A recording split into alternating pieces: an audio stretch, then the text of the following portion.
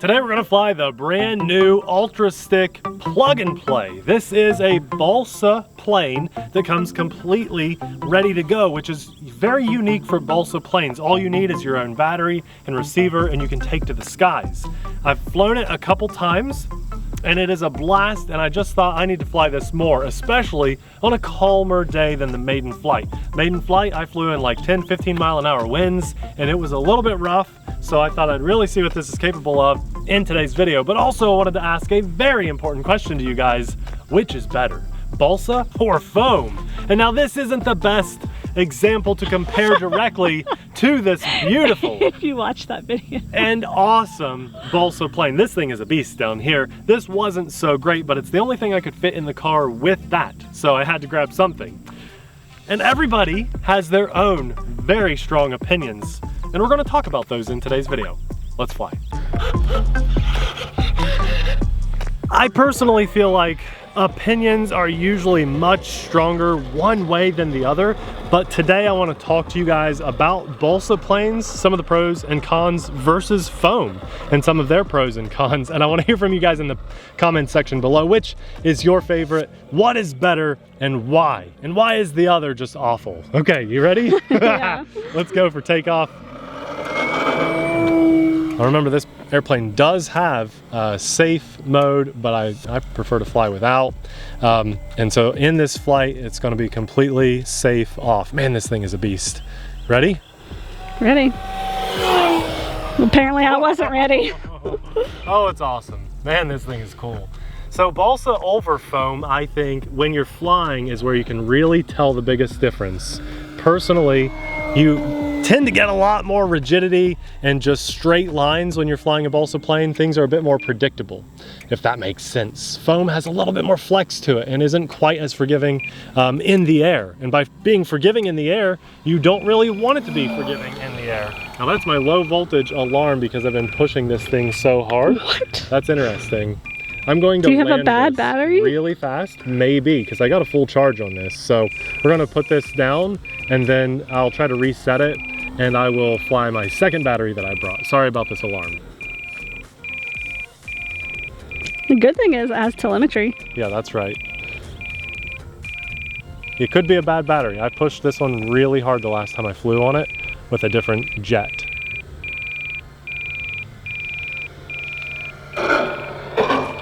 Came in a little fast, so you got that bounce going, but you know what?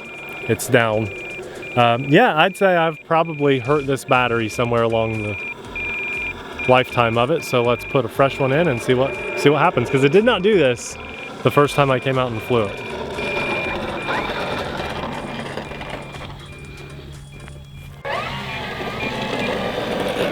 Come on.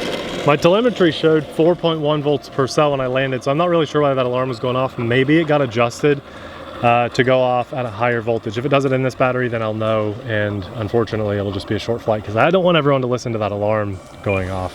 But So you'll have to do something in your transmitter? Is that what you're saying? Yes, that's right. Okay. Yep. Okay, we ready? Yep. You know, when I took off the last time, I didn't know if I had safe on or not. I just couldn't remember.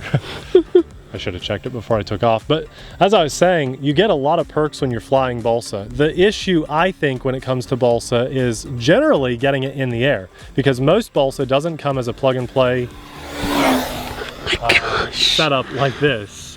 Most of the time, if you're flying balsa, you do have to build it from a kit form most of the time. And for a beginner, especially in today's world where instant gratification is much more prominent than it used to be, that is a bad thing. That's harder to get a newbie in the air because it takes time and patience to learn and to know how to build. Nobody prioritizes that kind of thing anymore. So I think that's where balsa has its downfalls. However, you get a balsa plane like this, and that eliminates that negative side of balsa, where a person can get in the air quick and easy. This is put together just like a foam plug and play, which I think is awesome.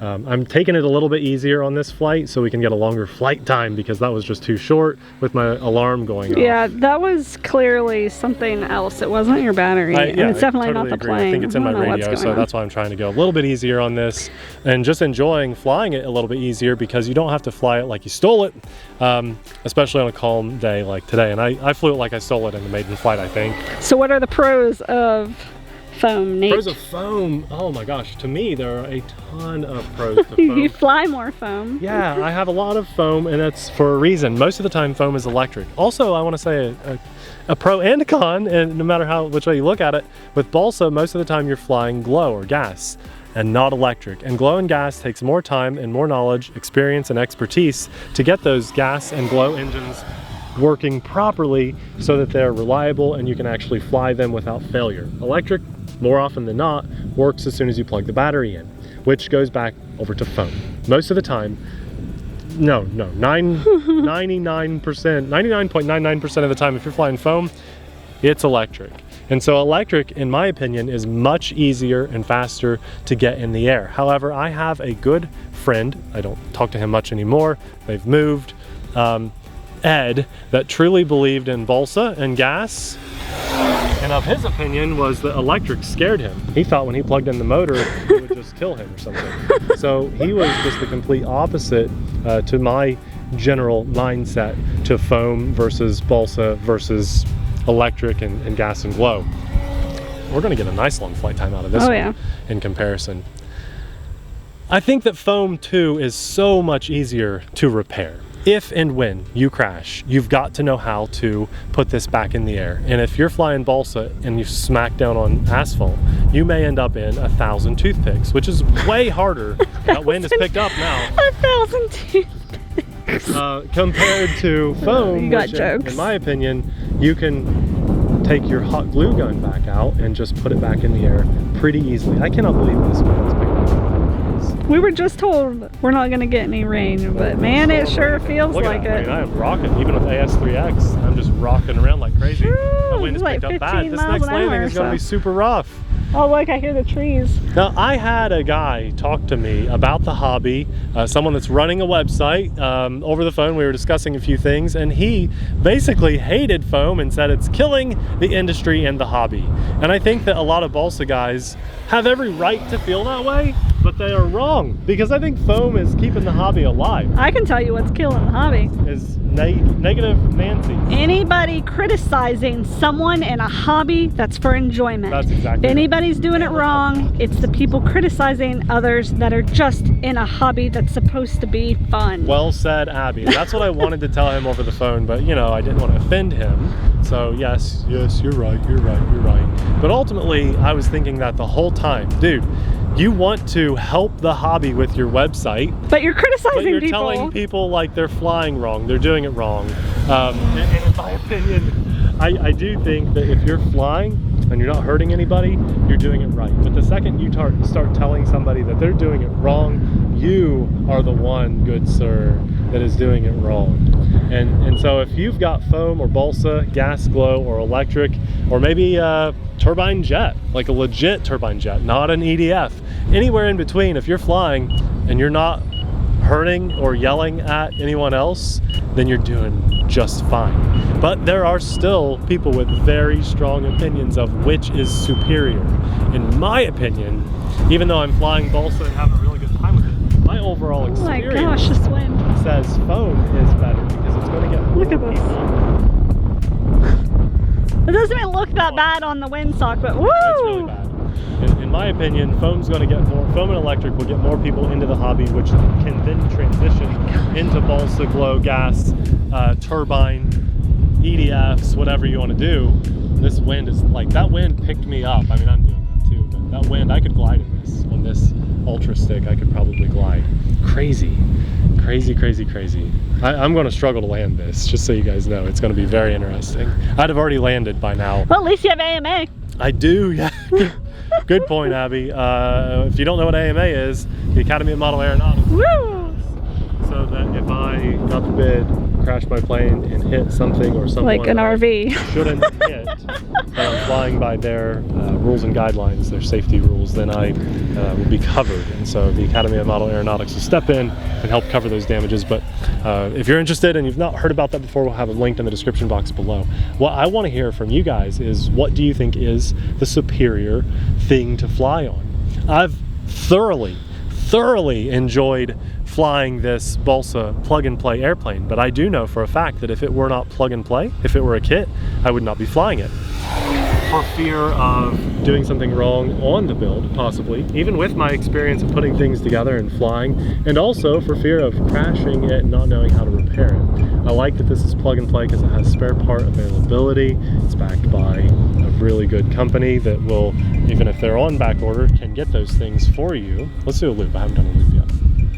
And yeah, maybe this will help me transition into Balsa kits a little bit more. But I think, you know, as much as I want to hear from you guys and your opinions in the comments on what you think is better, I also want to send a message out to everybody. And if that guy that I was talking to, I'm not going to name names or website or anything, if you're watching, and I hope that you are, just know that He's probably not, because well, I don't even. so he acted like he didn't know what we were, who we were. It's fine. I would like to encourage you to stop discouraging people and have an open mind, and know that foam and electric will help get people into the hobby, and it's just going to help the industry out overall. And I've had other experiences with people that have that kind of opinion too, like their product or their company or their mindset is superior to somebody that's flying, you know, like flight test foam or whatever.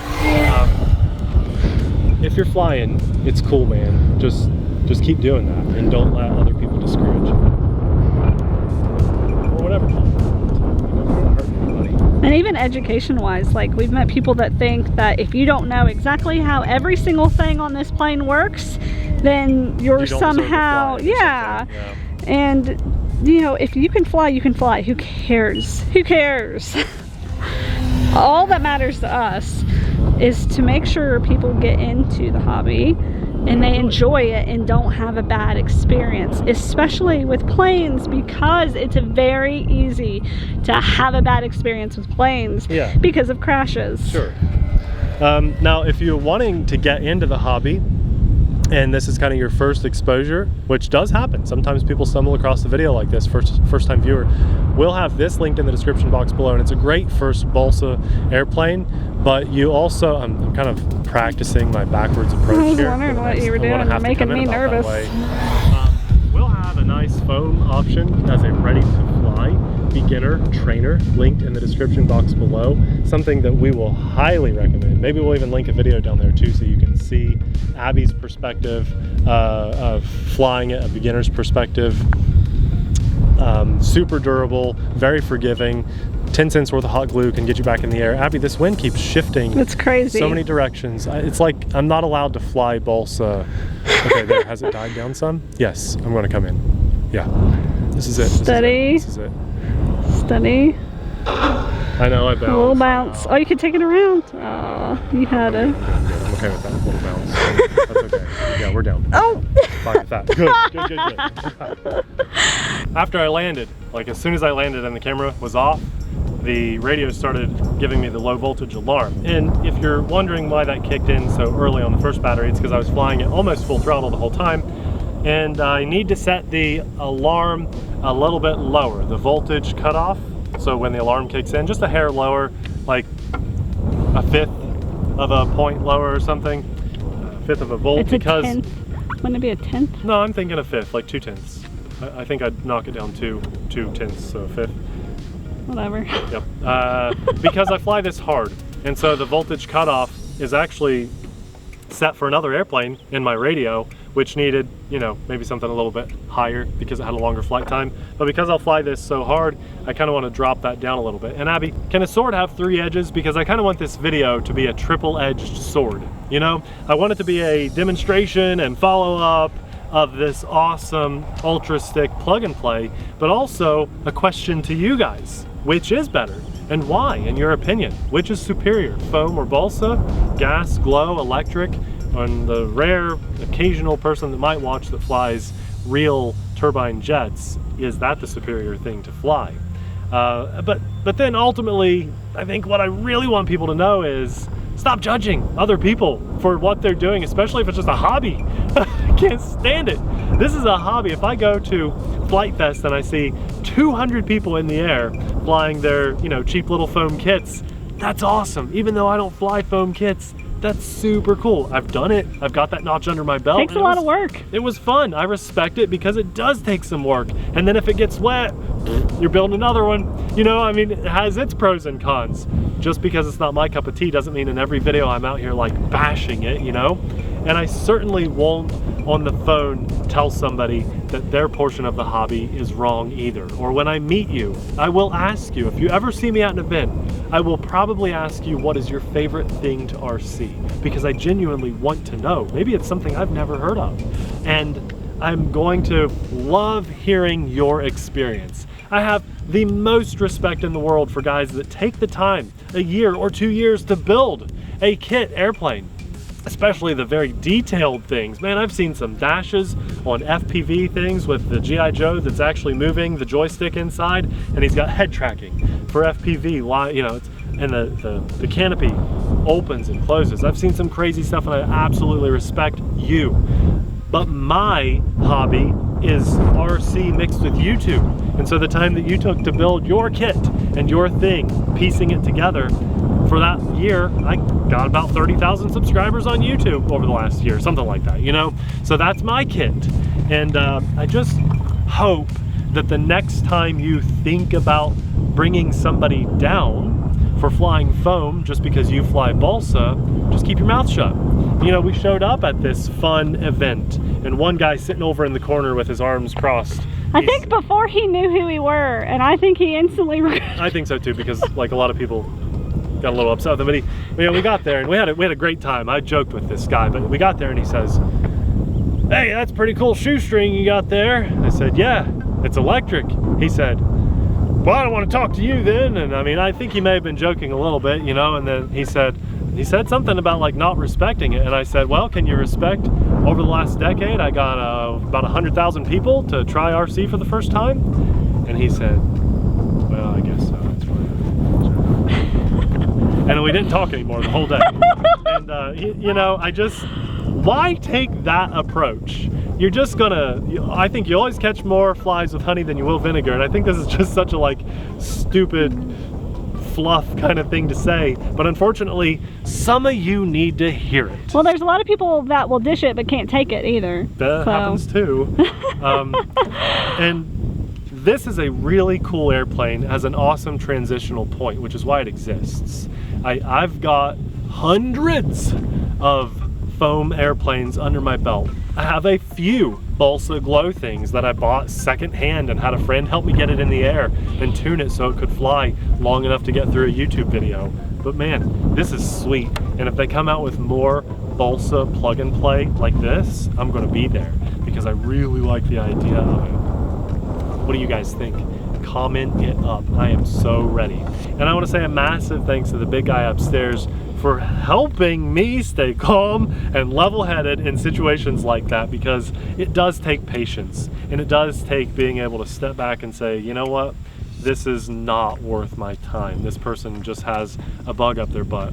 And you know, thanks to the big guy upstairs for keeping that bug out of my butt, I guess. You know, just the patience, you know, and just being able to enjoy the hobby and turn that off and then go out and really have fun. And that's what this hobby's all about, having fun. If you're having fun, you're doing it right. Keep it up.